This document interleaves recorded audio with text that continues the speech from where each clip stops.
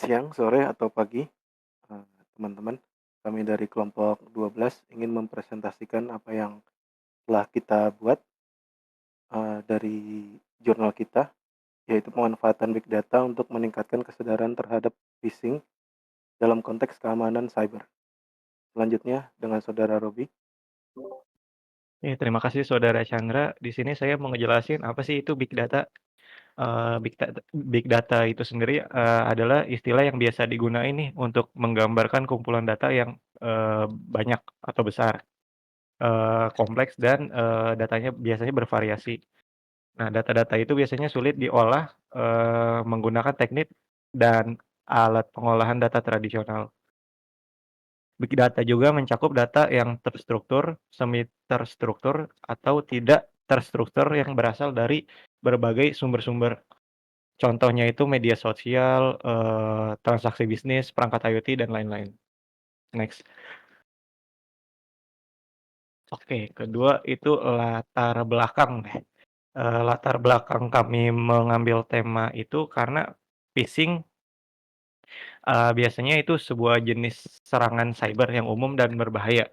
Nah, pelaku dari phishing tersebut biasanya mengumpulkan data sensitif seperti kata sandi, nomor kartu kredit, biasanya dengan metode-metode yang manipulatif.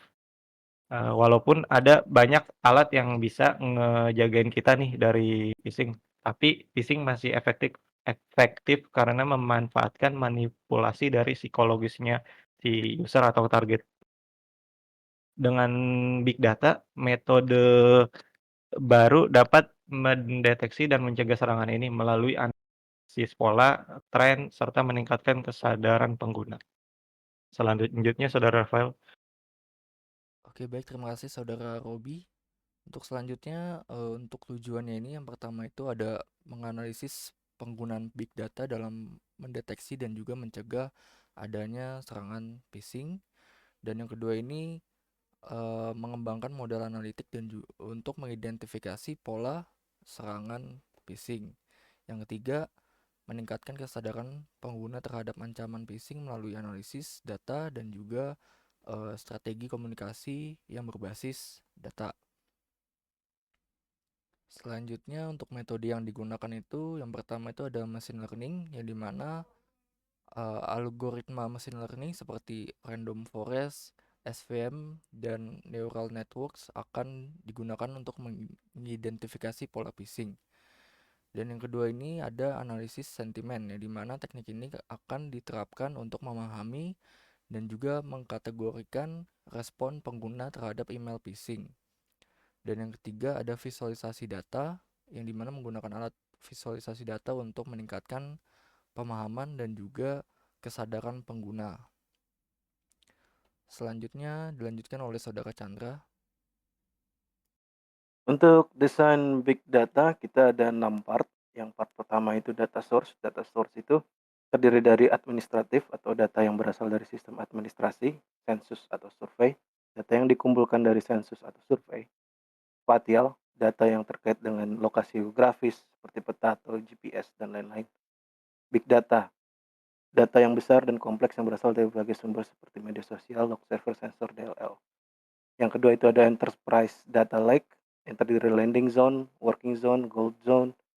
Yang ketiga ada enterprise data warehouse yang terdiri dari data storage layer, data processing layer. Yang keempat ada data exploration layer yang terdiri dari data exploration layer, working zone, dan gold zone. Yang kelima adalah internal system, monitoring dan auditing. Dan ada incident response dan forensic analysis. Yang keenam ada data sharing, API management, dan integration with external security system.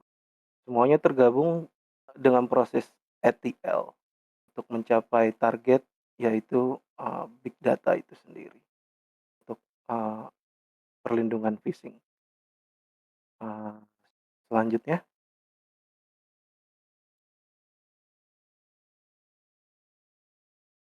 Oke, baik, untuk kesimpulan dari pemanfaatan big data untuk meningkatkan kesadaran terhadap phishing dalam konteks keamanan cyber, itu yang pertama, big data menawarkan potensi besar dalam mendeteksi dan juga mencegah serangan phishing. Dan yang kedua, penerapan algoritma machine learning juga dapat meningkatkan tingkat deteksi serangan.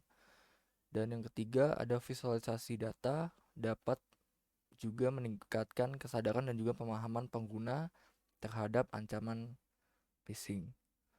Baik, untuk selanjutnya saya serahkan kembali ke Chandra. Ya, terima kasih untuk waktunya teman-teman. Kami dari kelompok 12 mohon undur diri. Terima kasih.